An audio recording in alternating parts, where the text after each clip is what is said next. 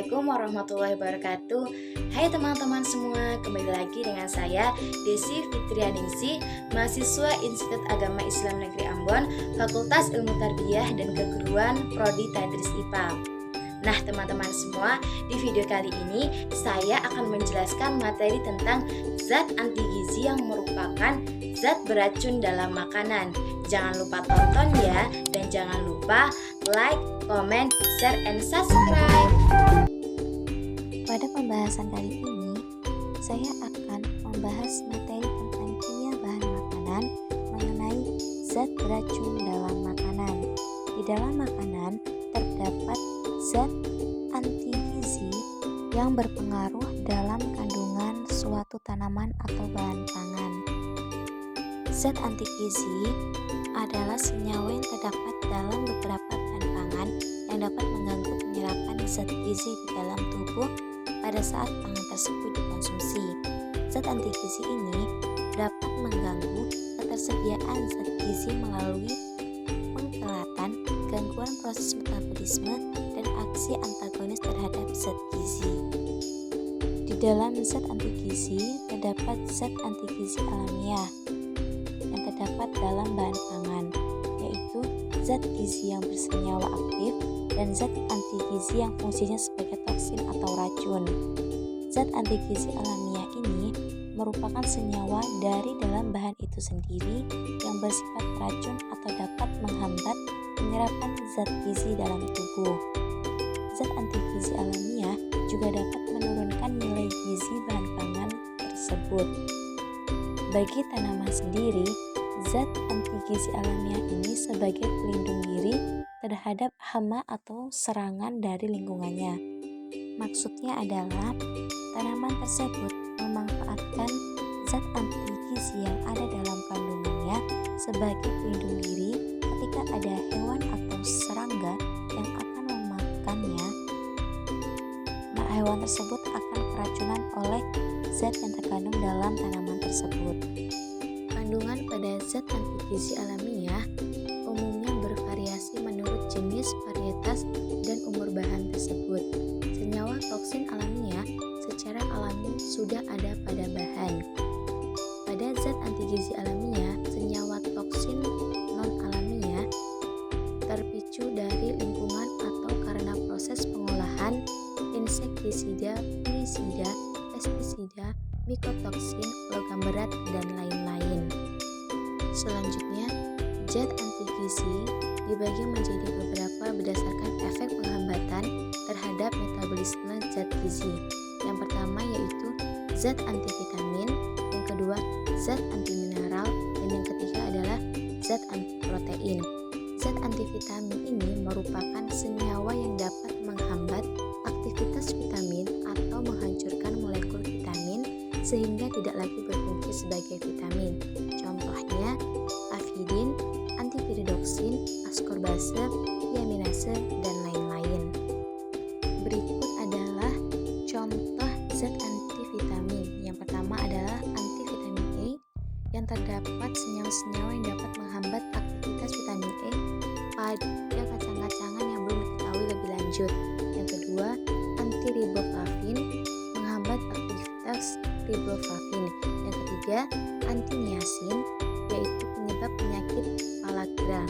Yang keempat, antipyridoksin yang bergabung dengan asam glutamat dapat menghambat piridoksin. Yang kelima yaitu antibiotin atau afidin terdapat pada albumin atau putih telur mentah. Afidin dapat membentuk senyawa kompleks yang tidak dapat dipisahkan oleh enzim pencernaan. Berikut adalah contoh zat antivitamin yang terdapat pada beberapa bahan pangan serta reaksinya jika dikonsumsi. Yang pertama yaitu afidin terdapat pada putih telur mentah, reaksinya dapat mengganggu penyerapan biotin. Yang kedua, antipyridoksin terdapat pada minyak wibijian, dapat mengganggu ketersediaan vitamin B6. Yang ketiga, askorbase terdapat pada kubis, kentimun, dan labu, dapat menyebabkan enzim yang mempercepat oksidasi asam askorbat. Yang keempat, tiaminase terdapat pada ikan mentah, dapat menyebabkan enzim yang mampu merusak tiamin. Yang kelima, niacinogen terdapat pada jagung. Reaksinya tidak terjadinya niacin karena menjadi kompleks dengan senyawa tersebut. Yang keenam, antivitamin D terdapat pada bungkil kedelai. Reaksinya mengoksidasi vitamin D. Dan yang terakhir, antivitamin E terdapat pada kacang kapri dan kacang merah. Reaksinya mengoksidasi vitamin E. Masuk di poin kedua, zat antimineral, yaitu senyawa yang bekerja menghambat ketersediaan mineral untuk dapat dimetabolis oleh tubuh. Contohnya, senyawa tanin dan asam fitat. Masuk ke poin yang ketiga, yaitu zat antiprotein, yaitu senyawa yang dapat mengganggu ketersediaan protein. Contohnya, antiproteinase, antitripsin, dan senyawa polifenol. Yang pertama yaitu antiproteinase, yaitu senyawa yang menghambat kerja enzim pemecah protein seperti chymotrypsin, elastase, substilin, pronase, dan karbopeptidase. Sumbernya yaitu pada tanaman kentang. Pada poin kedua yaitu antitripsin atau antiprotease merupakan penghambat enzim, yaitu substansi yang dapat mengurangi aktivitas enzim dan mengurangi kerja pencerna protein yang dilakukan oleh enzim tripsin. Antitripsin ini dapat menurunkan aktivitas enzim dengan cara yang pertama, mempengaruhi pengikatan dan transformasi substrat menjadi produk. Yang kedua, menjadikan substrat tidak tersedia. Yang ketiga, mengganggu biosintesis enzim. Yang keempat, meningkatkan kecepatan penggantian enzim. Dan yang terakhir adalah dapat mempengaruhi hormon yang mempengaruhi level aktivitas enzim. Antitripsin ini atau antiprotease bersumber pada bahan pangan, kacang kedelai, dan biji kecipir. Akibat mengkonsumsi makanan yang mengandung antitripsin dapat menyebabkan yang pertama, hipertrofi pankreatik, yang kedua, gangguan pencernaan protein dan lemak, dan yang ketiga, terhambatnya pertumbuhan. Cara pengolahan bahan pangan agar tidak mengandung zat antitripsin yang pertama yaitu masak pada suhu 100 derajat Celcius karena hampir semua antitripsin rusak karena panas yang melebihi 100 derajat Celcius.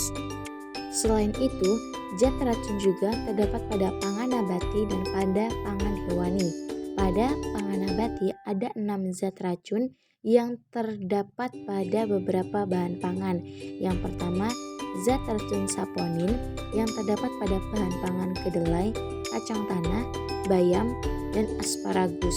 Efeknya jika dikonsumsi memolisis butir darah merah.